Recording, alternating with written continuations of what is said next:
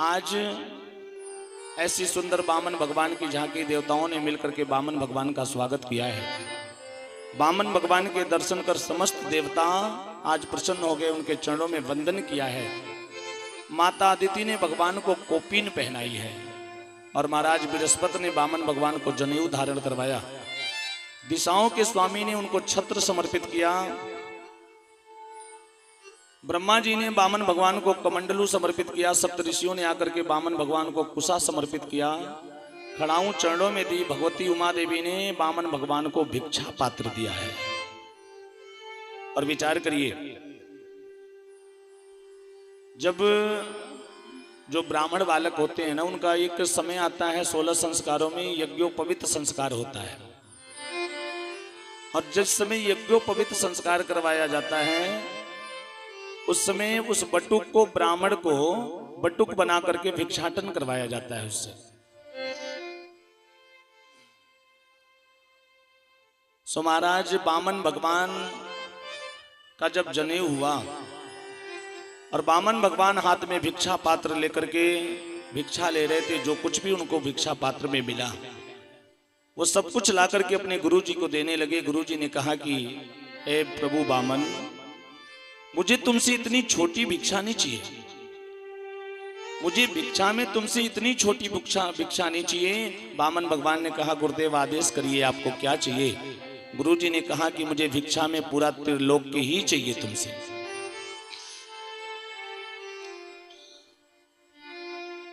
बामन भगवान तुरंत अपने हाथ में वो भिक्षा पात्र लेकर के सीधे राजा बलि के महल की तरफ जा रहे हैं। उस समय राजा बलि अपने गुरु शुक्राचार्य के निर्देश में यज्ञ कर रहे थे और बामन भगवान को दूर से ही राजा बलि ने आते हुए देखा।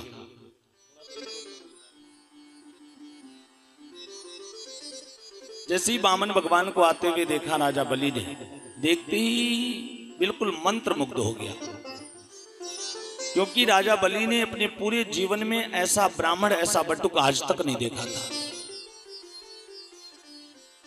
अभी बामन भगवान आधा किलोमीटर दूर थे, वहीं से राजा बलि बामन भगवान को लगातार देख रहे हैं और अपने गुरुजी से कहता है कि गुरुजी देखो तो सही, कितने सुंदर ब्राह्मण हैं, आज तक मैंने अपने जीवन में ऐसा ब्राह्मण नहीं देखा। और देखो तो सही, वो ब्राह्मण सीधे हमारे यज्ञशाला की तरफ ही आ रहे हैं। शुक्राचार्य भी देखने लगे। बामन भगवान एक हाथ में छाता लिए, एक हाथ में कमंडलू लिए हैं, हाथ में भिक्षा पात्र है, खड़ाऊं पहने हुए हैं, मात्र 52 अंगुल के हैं। देखते देखते राजा बलि के यज्ञशाले में पहुंच गए। जैसे राजा बलि के यज्ञशाले में पहुंचे, राजा बलि ने हाथ जोड़ करके बामन भगवान को प्रणाम किया है। सो महाराज बामन भगवान को प्रणाम किया, लेकिन बामन भगवान कुछ बोल नहीं रहे। राजा बलि अपने गुरु शुक्राचार्य से कहता है कि गुरुजी, ये बालक कुछ बोलता क्यों नहीं है, ब्राह्मण कुछ बोल क्यों नहीं रहा है? शुक्राचार्य ने कहा कि राजन, देख नहीं रहे हो, ये पंडित जी अपने हाथ में माला लेकर के जप कर रहे हैं और जप करते समय बोला नहीं जाता है। राजा बलि की श्रद्धा और भी बढ़ गई बामन भगवान में कि कितना अद्भुत ब्राह्मण है, मैं त्रिलोक्य का स्वामी इसके चरणों में गिर करके प्रणाम कर रहा हूं और ये मुझे आशीर्वाद नहीं दे रहा है, अपना माला जप कर रहा है, अपने नियम का कितना पक्का है ये। कुछ देर के बाद जब बामन भगवान की माला पूरी होने वाली है, इधर राजा बलि बार बार बामन भगवान की प्रशंसा कर रहा है। आप कौन हो, कहां से आए हैं? महाराज, आज मेरे यज्ञशाला में आकर के आपने मुझे कृतार्थ कर दिया, मेरा जीवन धन्य हो गया। बामन भगवान मन ही मन सोच रहे हैं, प्रसन्न हो रहे हैं कि राजा बलि बड़ा खुश हो रहा है मुझे देख करके, अभी तेरे साथ क्या होने वाला है तुझे पता नहीं है। राजा बलि बामन भगवान के चरणों में प्रणाम करता है। जब बामन भगवान की माला पूरी हुई तो बामन भगवान ने राजा बलि से कहा कि ओहो महाराज, आप ही का नाम राजा बलि है? बलि ने कहा, हाँ हाँ महाराज, मेरा ही नाम राजा बलि है। बामन भगवान ने कहा, मैंने आपका बड़ा नाम सुना है, मैंने आपका बड़ा नाम सुना है। आपके बाबा परबाबा हिरण्यकशिपु बहुत बड़े दानी थे और आपके बाबा विरोचन प्रहलाद भी बहुत बड़े दानी थे और आपके पिता विरोचन भी बहुत बड़े दानी थे। और ऐसे दानियों के कुल में जन्म लेकर के यदि तुम दान की बात करते हो तो इसमें कोई आश्चर्य की बात नहीं है। राजा बलि की श्रद्धा और बढ़ गई। राजा बलि सोचने लगा कि ये इतना छोटा सा ब्राह्मण और मेरे परबाबा लोगों को जानता है। और सत्य बताऊं सज्जनों, यही मांगने की पद्धति होती है। अगर किसी से कुछ लेना है ना तो पहले उसकी खूब प्रशंसा करिए। वामन भगवान ने वही किया। राजा बलि सोच रहे हैं कि इस ब्राह्मण को मेरे परबाबा लोगों के बारे में पता है, मेरे बाबा की इतनी प्रशंसा कर रहा है। राजा बलि की श्रद्धा और बढ़ गई। राजा बलि ने कहा कि हे महाराज, आज मेरा जीवन धन्य हो गया, मेरा यज्ञ सफल हो गया कि आपके जैसा ब्राह्मण मेरे यज्ञशाला में पधारा है। मेरा कुछ देने का मन कर रहा है, आप मुझसे कुछ मांगिए। वामन भगवान ने कहा कि मैं आपसे कुछ ले नहीं सकता हूं। अगर मैंने आपसे कुछ ले लिया तो मेरा नियम खराब हो जाएगा, क्योंकि मैं कभी किसी से कुछ नहीं लेता हूं। और अगर मैंने तुमसे ले लिया तो मेरा नियम, मेरा धर्म बिगड़ जाएगा। वामन भगवान के चरणों में राजा बलि गिर करके कहता है, महाराज ऐसी बात मत कहिए, मेरी बड़ी श्रद्धा है, कुछ मांग लीजिए। आप त्रिलोकी के स्वामी के सामने खड़े हैं, कुछ मांग लीजिए, मेरा देने का मन कर रहा है। और वामन भगवान बार बार मना कर रहे हैं, मुझे कुछ नहीं चाहिए, मैं किसी से कुछ लेता नहीं हूं। कर पात्र उदर झोली, मेरे हाथ ही मेरे पात्र हैं और पेट ही मेरी झोली है। अगर बारिश आती है तो मैं छाता लगा लेता हूं, मुझे नींद आती है ना तो ये कुसा की चटाई है, बिछा के सो जाता हूं। और प्यास लगती है तो कमंडलू में जल लेकर के पी लेता हूं, इससे ज्यादा की मुझे कोई आवश्यकता नहीं है। और यदि मैंने आपसे कुछ ले लिया तो मेरा नियम बिगड़ जाएगा। तब राजा बलि वामन भगवान से कहता है कि एक बात बताओ बाबा, पंडित जी एक बात बताइए, आपकी शादी हुई है कि नहीं, आपका विवाह हुआ है कि नहीं हुआ है? वामन भगवान ने कहा क्यों पूछ रहे हैं राजन, मेरा विवाह करवाएंगे क्या आप? राजा बलि ने कहा कि महाराज, मैं हर साल 2500 कन्याओं का विवाह करता हूं, तो आपका भी विवाह करवा दूंगा। वामन भगवान मुस्कुरा करके कहते हैं कि राजा आप तो बड़े अच्छे हैं, मेरे विवाह की बात कर रहे हैं, लेकिन एक बात बताइए, मैं अकेले हूं तो ऐसे ही रह लेता हूं, लेकिन अगर मेरा विवाह हो गया तो पत्नी आएगी, तो पत्नी के रहने के लिए क्या व्यवस्था होगी? मेरे पास तो कुछ नहीं है। बलि ने कहा कि महाराज मैं यही तो चाहता हूं, जब पत्नी आ जाएगी तो आपको आवश्यकता पड़ेगी, तब आप मुझसे मांगोगे, मैं आपके रहने के लिए सोने का महल बनवा करके दे दूंगा। वामन भगवान ने कहा फिर तो आप बहुत अच्छे हैं, सोने का महल दे देंगे मुझे। ठीक है, पत्नी के रहने की व्यवस्था हो गई, लेकिन जब ब्राह्मणी आएगी तो 2-4-10 बाल गोपाल भी पैदा होंगे। बोले हाँ होंगे। बोले तो उनके पढ़ने की क्या व्यवस्था होगी? राजा बलि ने कहा कि उसकी भी चिंता मत करिए, अपना हिरण्यकशिपु दानव विश्वविद्यालय है ना, उसमें आपके बच्चों की फ्री आप कास्ट शिक्षा होगी। वामन भगवान ने कहा राजा आप तो बहुत अच्छे हैं, बच्चों के पढ़ने की भी व्यवस्था कर दिया, लेकिन एक बात बताइए, अगर 10-5 बाल गोपाल पैदा होंगे तो हो सकता है उसमें से 1-2 मर भी जाएं। बोले हाँ हो सकता है भाई, 10 पैदा होंगे तो उसमें से कोई जरूरी थोड़ी ना कि 10 के 10 जिंदा ही रहेंगे, कुछ मर भी सकते हैं। बोले तो मैंने सुना है कि परिवार में अगर कोई व्यक्ति मर जाता है तो उसके लिए पूरे परिवार के लोग बैठ करके रोते हैं। बोला हाँ। वामन भगवान ने कहा कि अगर मेरे बच्चे मर जाएंगे तो रोने के लिए किसको बुलाओगे? राजा बलि ने कहा महाराज अजीब बात करते हैं, बच्चे तुम्हारे मरेंगे तो रोने वाले किराए पे थोड़ी बुला के लाएंगे, आपको ही रोना पड़ेगा। तो वामन भगवान ने कहा फिर ऐसा काम ही क्यों करूं, ऐसा काम ही क्यों करूं कि आगे चल करके रोना पड़े? ना शादी करूंगा, ना बच्चे होंगे, ना मरेंगे, ना रोना पड़ेगा, कैंसिल।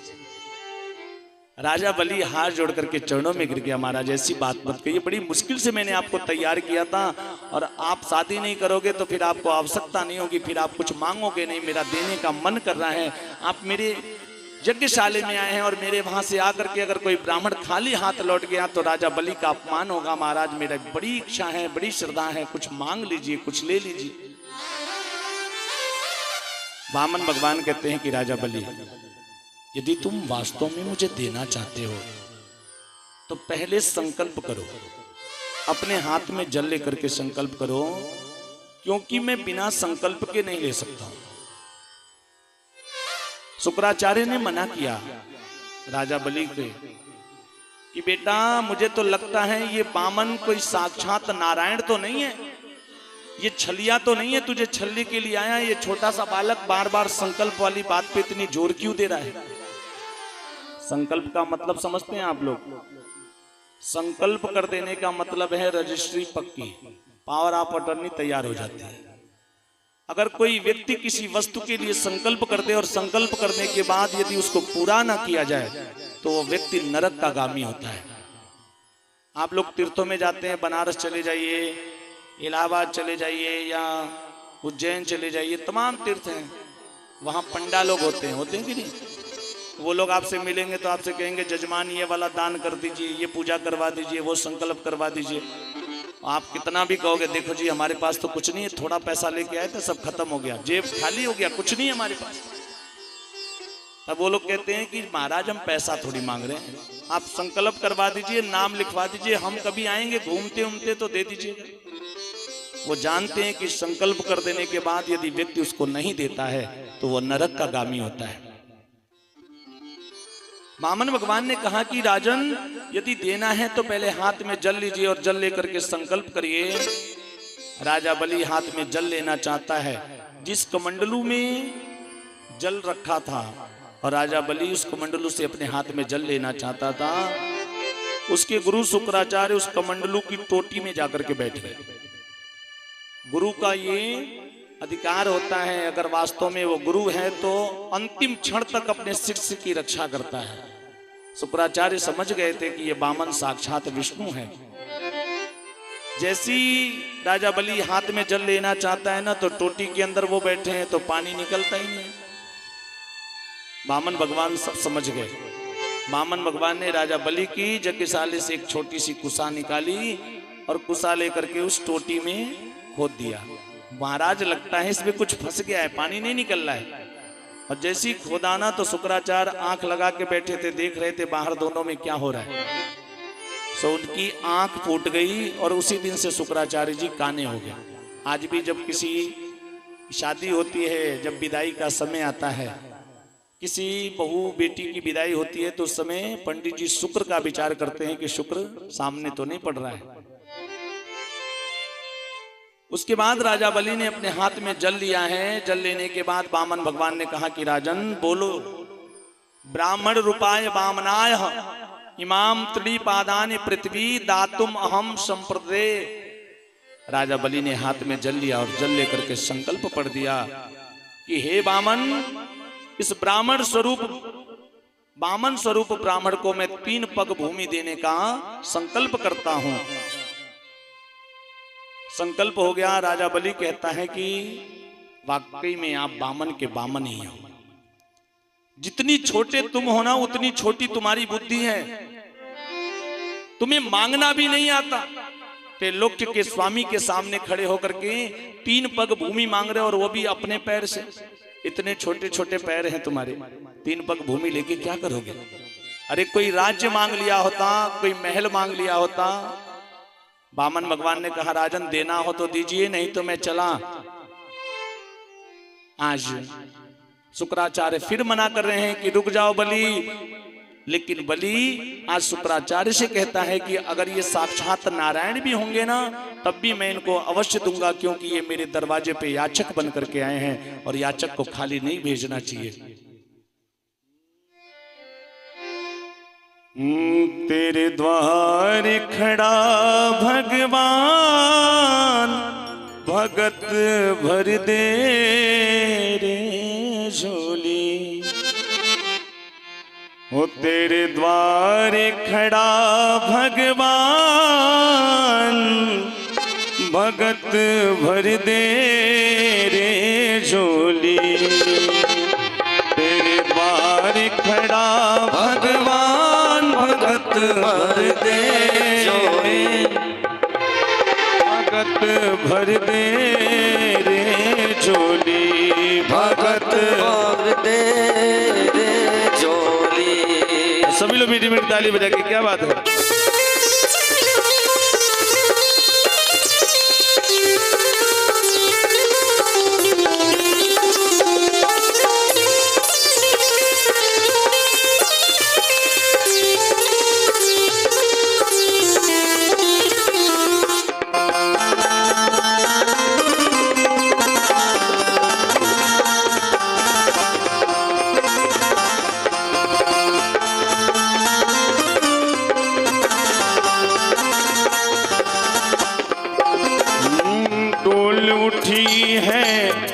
धरती सारी डोला गगन है सारा, डोल उठी है धरती सारी, डोल गगन है सारा।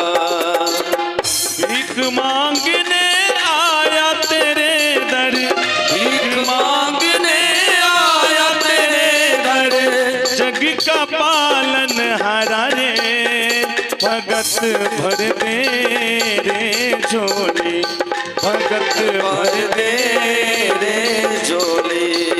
बाड़ खड़ा भगवान, भगत भर दे रे झोली, भगत भर दे रे झोली, भगत भर दे रे झोली।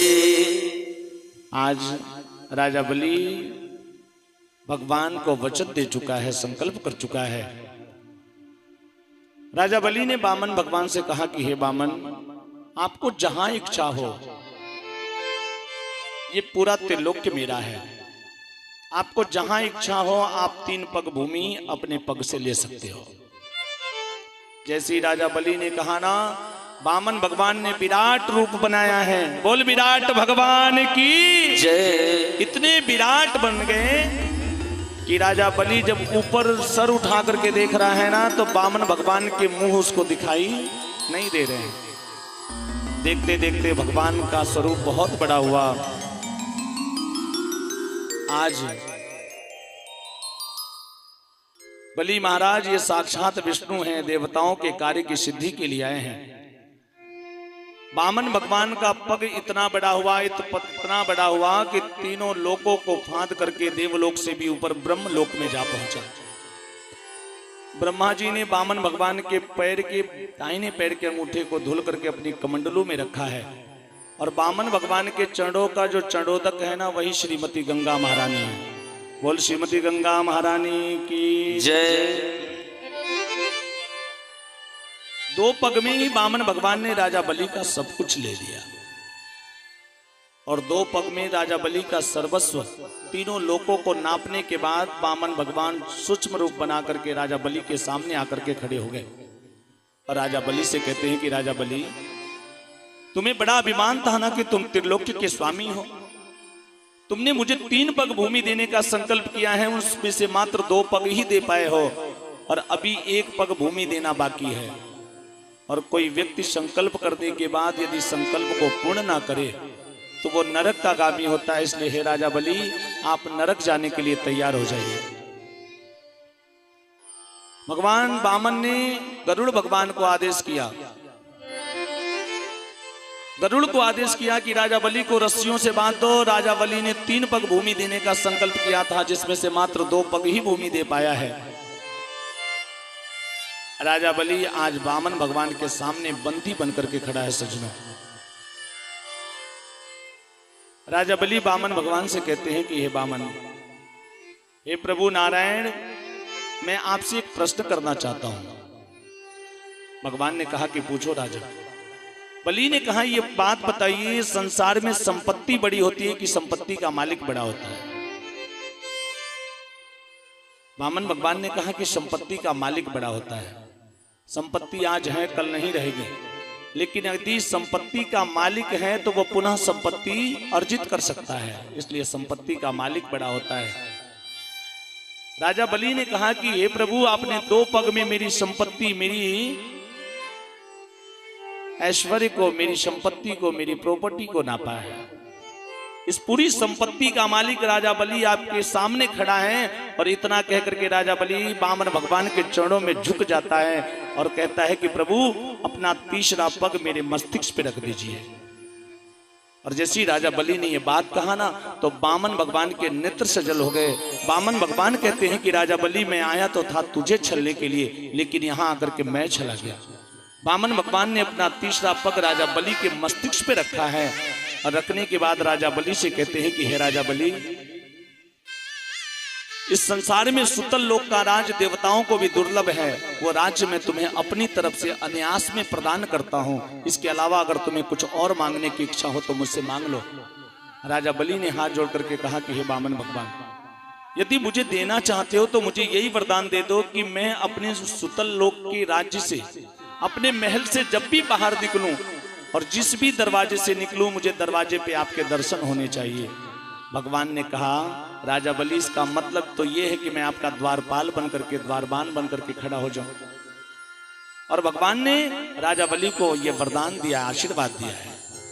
और उसके बाद भगवान नारायण जाकर के राजा बलि के दरवाजे पे द्वारपाल बनकर के खड़े हो गए।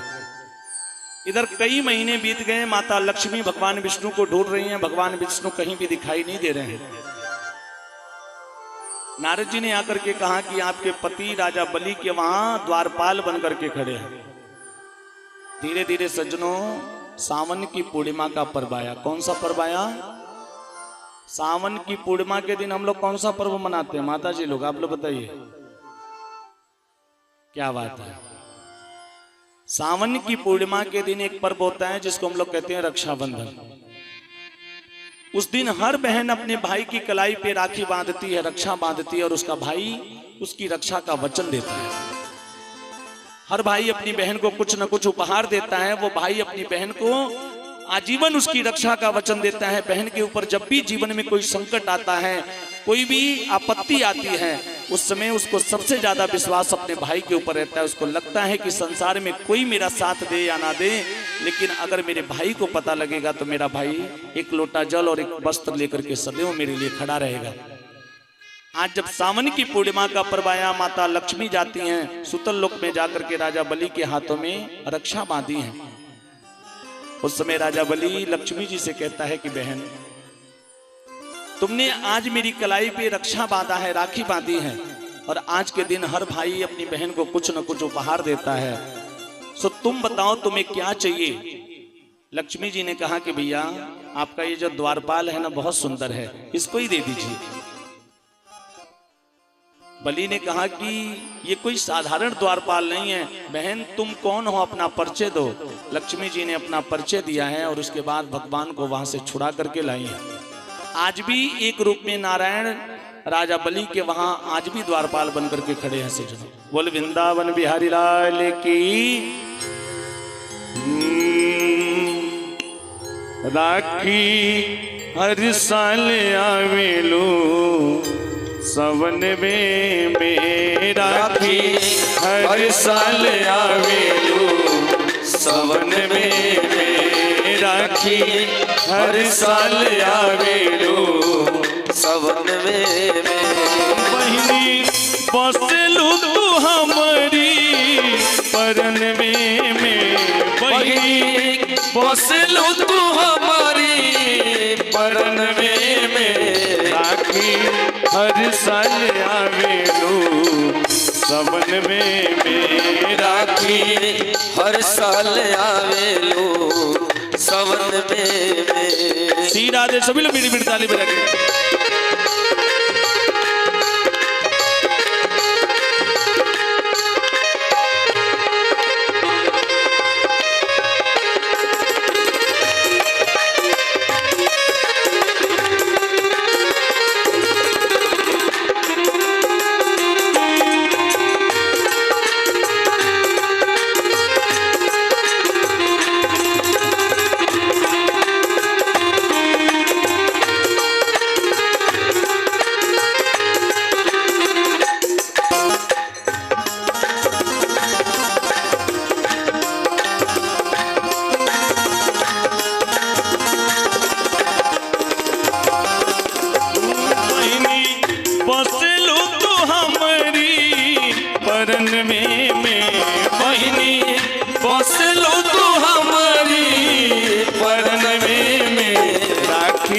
हर साल सवन में राखी हर साल आवेलो सवन में राखी हर साल आवेलो सवन में राखी हर साल आवेलो सवन में। बोले जग के पुरुष भगवान की जय हो। बोलो श्रीमद् भागवत महापुराण